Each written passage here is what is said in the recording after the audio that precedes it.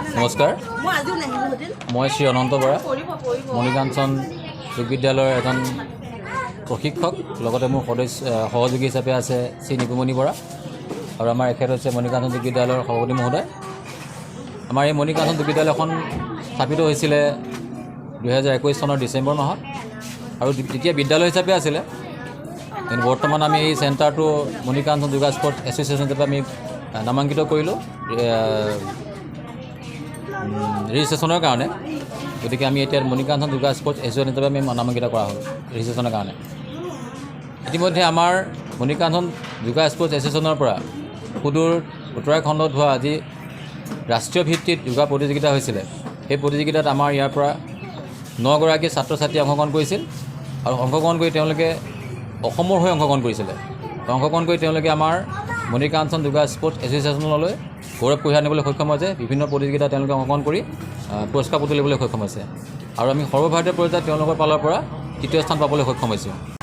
ঠাইত তেওঁলোকে খেলৰ পাৰদৰ্শিতা দেখুৱাই বিভিন্ন পদক অৰ্জন কৰি আনিব পাৰিছে, আৰু ভৱিষ্যতে আমাৰ এই অনুষ্ঠানটো আগবঢ়াই নিবৰ কাৰণে আমাৰ কিছু টকা পইচাৰ আৰ্থিকভাৱে আমি অলপ শোচনীয়, যদি চৰকাৰে আমাক সহায় কৰে এই ক্ষেত্ৰত আমি ল'ৰা ছোৱালীখিনি আগবঢ়াই নিব পাৰিম বুলি আশা থাকিল। নমস্কাৰ, মই শ্ৰী অনন্ত বৰা, মণিকাঞ্চন যোগ বিদ্যালয়ৰ এজন প্ৰশিক্ষক, লগতে মোৰ সহযোগী হিচাপে আছে শ্ৰী নিপুমণি বৰা, আৰু আমাৰ এখেত হৈছে মণিকাঞ্চন যোগ বিদ্যালয়ৰ সভাপতি মহোদয়। আমাৰ এই মণিকাঞ্চন যোগ বিদ্যালয়খন স্থাপিত হৈছিলে 2021 চনৰ ডিচেম্বৰ মাহত, আৰু তেতিয়া বিদ্যালয় হিচাপে আছিলে। কিন্তু বৰ্তমান আমি এই চেণ্টাৰটো মণিকাঞ্চন যোগা স্পৰ্টছ এছ'চিয়েশ্যন হিচাপে আমি নামাংকিত কৰিলোঁ ৰেজিষ্ট্ৰেশ্যনৰ কাৰণে। গতিকে আমি এতিয়া মণিকাঞ্চন যোগা স্পৰ্টছ এছ'চিয়েশ্যন হিচাপে আমি নামাংকিত কৰা হ'ল ৰেজিষ্ট্ৰেশ্যনৰ কাৰণে। ইতিমধ্যে আমাৰ মণিকাঞ্চন যোগা স্পৰ্টছ এছ'চিয়েশ্যনৰ পৰা সুদূৰ উত্তৰাখণ্ডত হোৱা যি ৰাষ্ট্ৰীয় ভিত্তিত যোগা প্ৰতিযোগিতা হৈছিলে, সেই প্ৰতিযোগিতাত আমাৰ ইয়াৰ পৰা 9 গৰাকী ছাত্ৰ ছাত্ৰীয়ে অংশগ্ৰহণ কৰিছিল, আৰু অংশগ্ৰহণ কৰি তেওঁলোকে অসমৰ হৈ অংশগ্ৰহণ কৰিছিলে। অংশগ্ৰহণ কৰি তেওঁলোকে আমাৰ মণিকাঞ্চন যোগা স্পৰ্টছ এছ'চিয়েশ্যনলৈ গৌৰৱ কঢ়িয়াই আনিবলৈ সক্ষম হৈছে। বিভিন্ন প্ৰতিযোগিতাত তেওঁলোকে অংশগ্ৰহণ কৰি পুৰস্কাৰ তুলিবলৈ সক্ষম হৈছে, আৰু আমি সৰ্বভাৰতীয় পৰ্যায়ত তেওঁলোকৰ ফালৰ পৰা তৃতীয় স্থান পাবলৈ সক্ষম হৈছোঁ।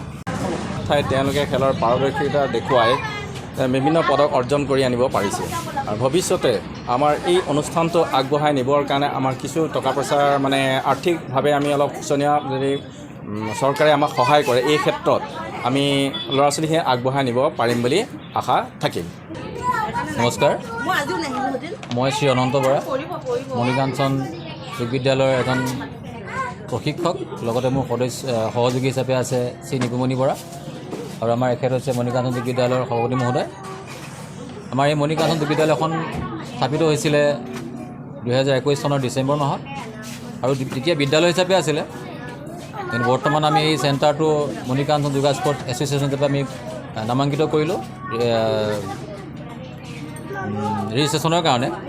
গতিকে আমি এতিয়া মণিকাঞ্চন যোগা স্পৰ্টছ এছ'চিয়েশ্যন হিচাপে আমি নামাংকিত কৰা হ'ল ৰেজিষ্ট্ৰেশ্যনৰ কাৰণে।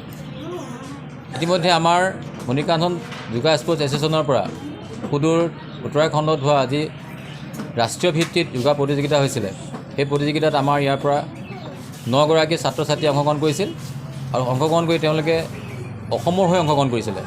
অংশগ্ৰহণ কৰি তেওঁলোকে আমাৰ মণিকাঞ্চন যোগা স্পৰ্টছ এছ'চিয়েশ্যনলৈ গৌৰৱ কঢ়িয়াই আনিবলৈ সক্ষম হৈছে। বিভিন্ন প্ৰতিযোগিতাত তেওঁলোকে অংশগ্ৰহণ কৰি পুৰস্কাৰ তুলিবলৈ সক্ষম হৈছে, আৰু আমি সৰ্বভাৰতীয় পৰ্যায়ত তেওঁলোকৰ ফালৰ পৰা তৃতীয় স্থান পাবলৈ সক্ষম হৈছোঁ। ঠাইত তেওঁলোকে খেলৰ পাৰদৰ্শিতা দেখুৱাই বিভিন্ন পদক অৰ্জন কৰি আনিব পাৰিছে, আৰু ভৱিষ্যতে আমাৰ এই অনুষ্ঠানটো আগবঢ়াই নিবৰ কাৰণে আমাৰ কিছু টকা পইচাৰ আৰ্থিকভাৱে আমি অলপ শোচনীয়, যদি চৰকাৰে আমাক সহায় কৰে এই ক্ষেত্ৰত আমি ল'ৰা ছোৱালীখিনি আগবঢ়াই নিব পাৰিম বুলি আশা থাকিল।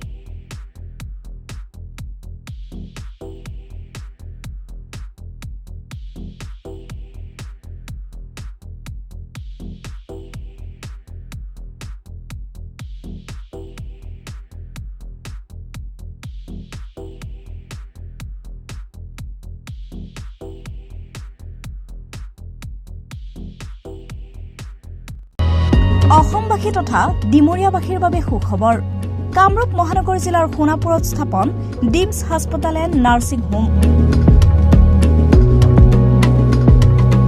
উপলব্ধ বিভাগসমূহ general medicine gynaecology general and laparoscopic surgery orthopaedic surgery paediatrics and neonatology palliative medicine pain clinic dermatology ENT urology দুৰ্ঘটনা আৰু জৰুৰীকালীন সেৱাৰ বাবে 24 ঘণ্টাই উপলব্ধ ডিমছ হাস্পতাল এণ্ড নাৰ্ছিং হোম অত্যাধুনিক সা সুবিধাৰে পৰিপূৰ্ণ ডিমছ হাস্পতাল এণ্ড নাৰ্ছিং হোমত উপলব্ধ digital X-ray 24 hours pathology ECG PAC clinic 24 hours RMO doctors ঠিকনা বৰঘাট সোণাপুৰ কামৰূপ মহানগৰ জিলা যোগাযোগৰ নম্বৰ 8009040080